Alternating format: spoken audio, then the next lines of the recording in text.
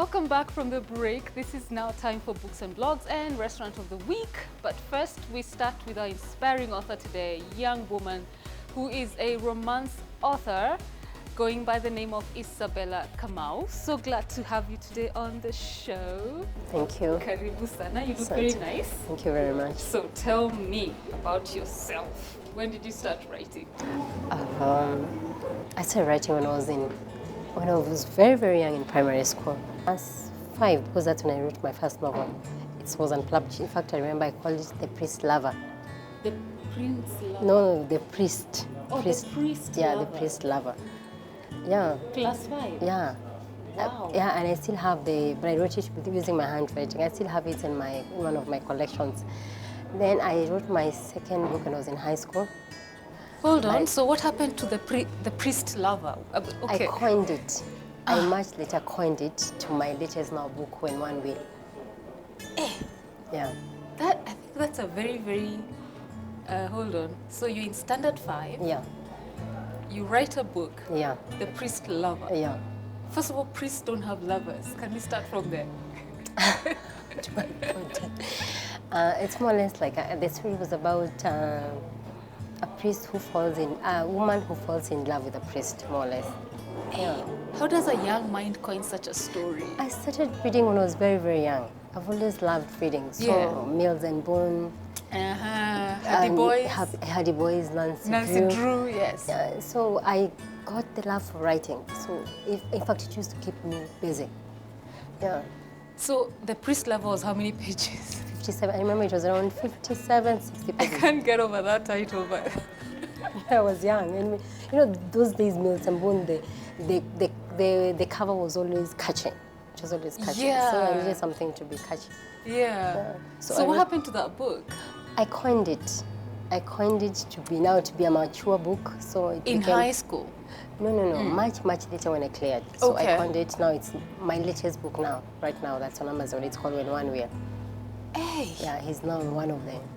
So a dream that started in Standard 5 is now your latest book. I released it on August. Wow. And then in high school? In high school, I wrote a book. It's called The Twins. The Twins? Then I coined it. It's called Mirror Image, but I haven't released it. I don't like it that much. I'm trying to see how it can relate. You know, when you're young, your mindset is totally different.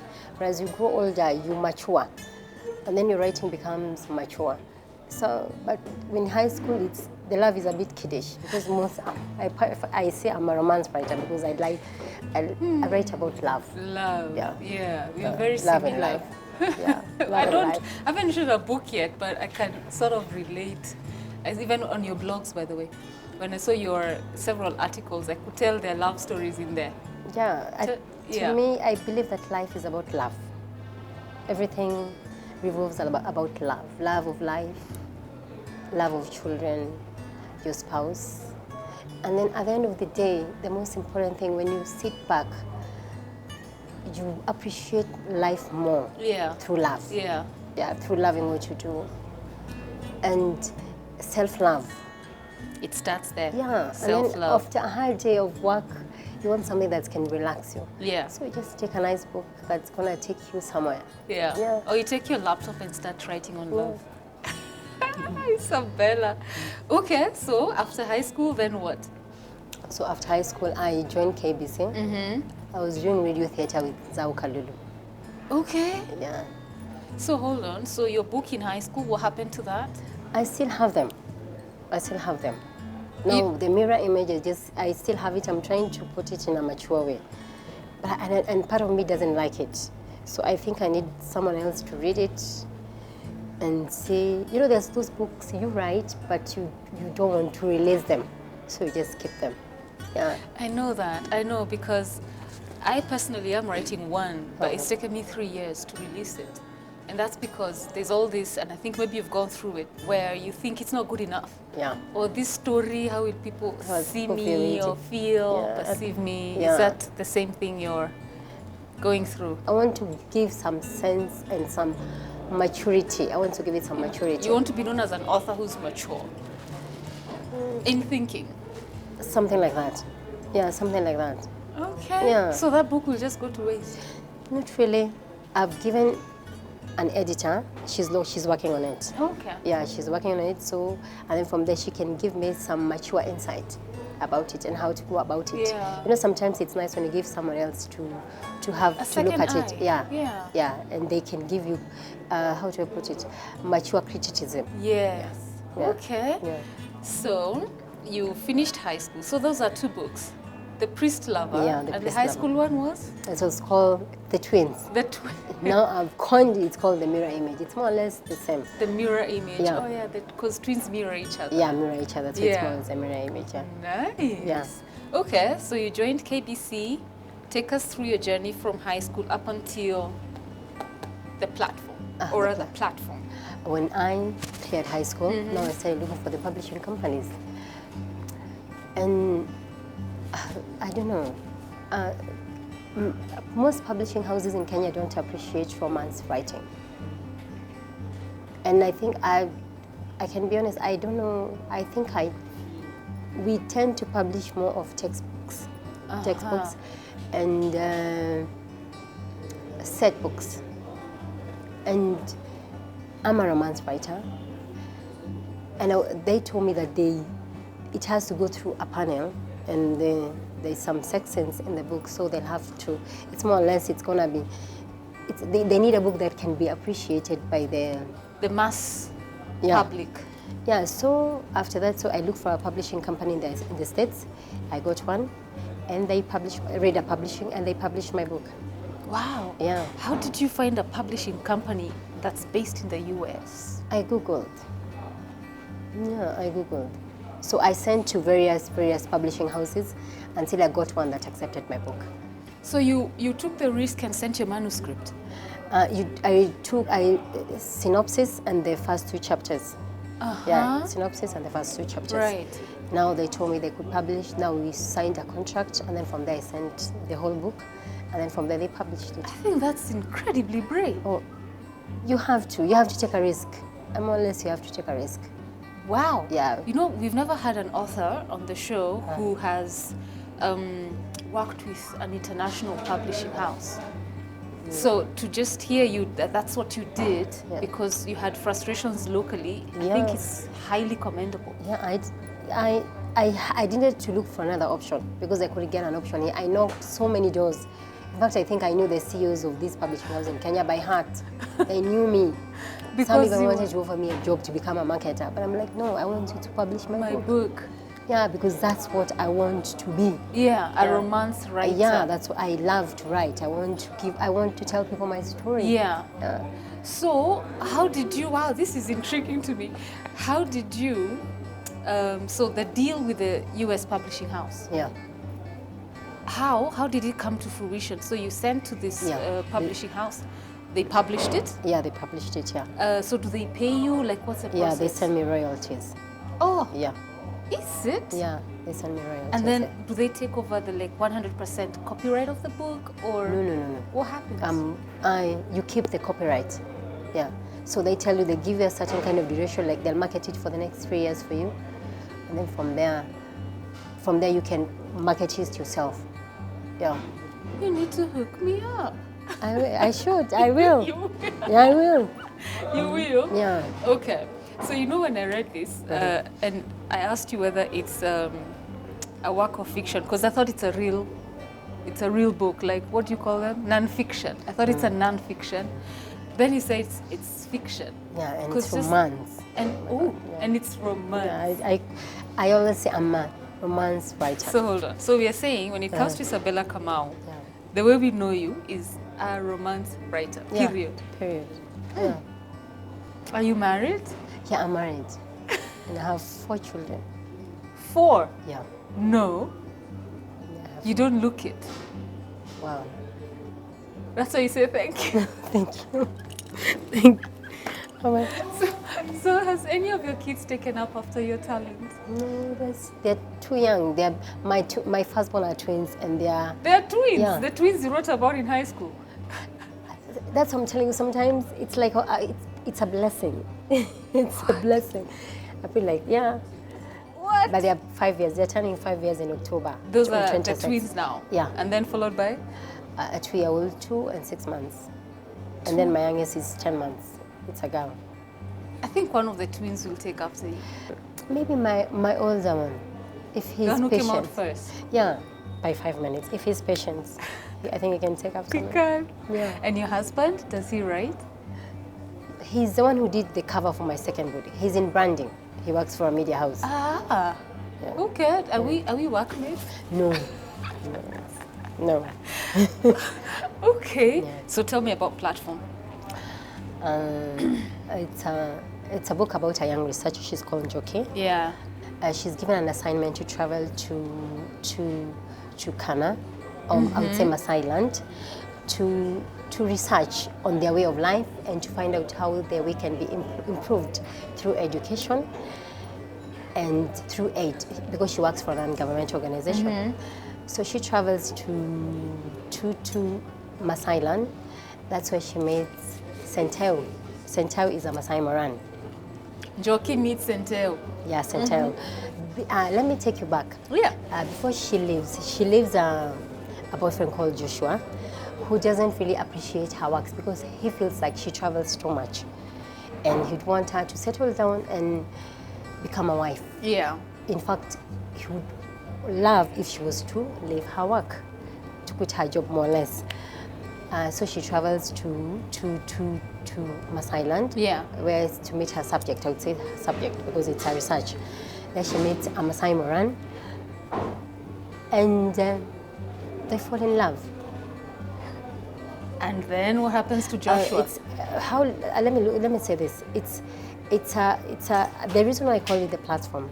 It's like I believe that love is like a platform upon which all ranks meet, more or less, because she's educated, he's not educated. And at first she's so intimidated by him because by his nature he's arrogant and he's respected by his people. And she kind of appreciates his way of life. Yeah. And through learning, through research, one thing led to another. And they fall in love. Yeah, and they fall in love. And she forgets Joshua exists. She doesn't.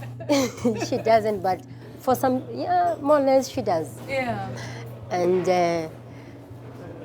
when she's about to finish her research, because when you do research, it's more or less like, she was doing it for like 6 months. So it came to a point whereby she's forced to marry him because she finds out she's pregnant. And according to the Maasai, he tells her that you are carrying my baby, you have to be my wife. And because she doesn't want to get married to him, he forces her to get married to him. And they got married. And then eventually she escapes through the forest and the beautiful scenery of the Maasai land. Yeah. I think you have a very visual mind. You have to read the book to understand her, how they fall in love, Yeah. the scenery, the beautiful scenery, Yeah. How she escapes through the dangerous wild animals, because there's so many wild animals. Yeah. So you have to read the book to understand.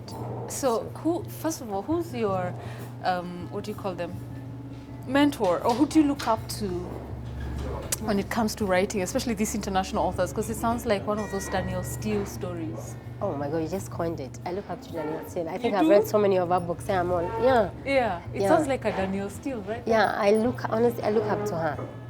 Because in Kenya there are very few romance I writers. haven't met a romance writer. You're the first. Yeah, more or less, yeah. Yeah. Yeah. Hey, okay. I want to read that story in this book. Very, very intriguing. Thank you. Now, so again, let me see whether I can remember everything. Primary school, the priest lover. Yeah.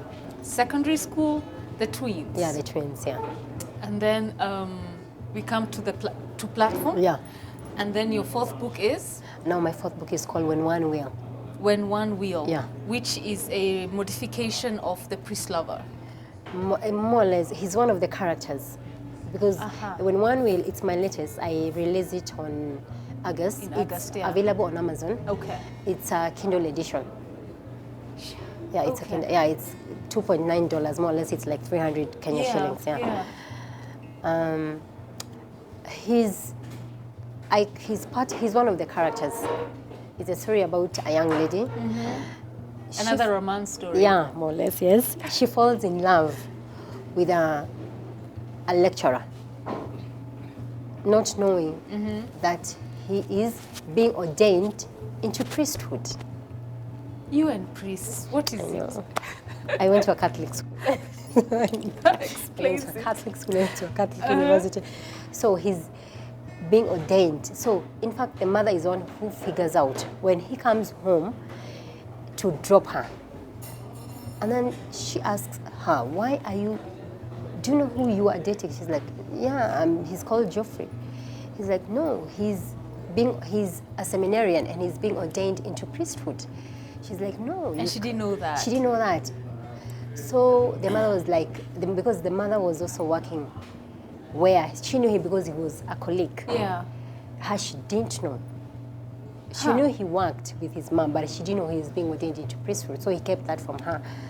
So she was like, no, it can't. She told the mama it can't be true. He's like, yeah, he's being ordained into priesthood.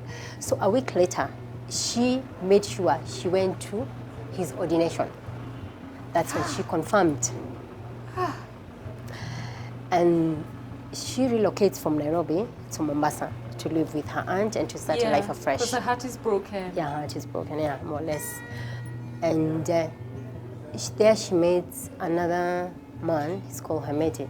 So in short, I can say that the book is about, it's a lady, she's a struggling writer. She travels to find her dream in Mombasa. She goes to work to help her aunt who runs a restaurant, a hotel, a beach hotel to be precise. Okay.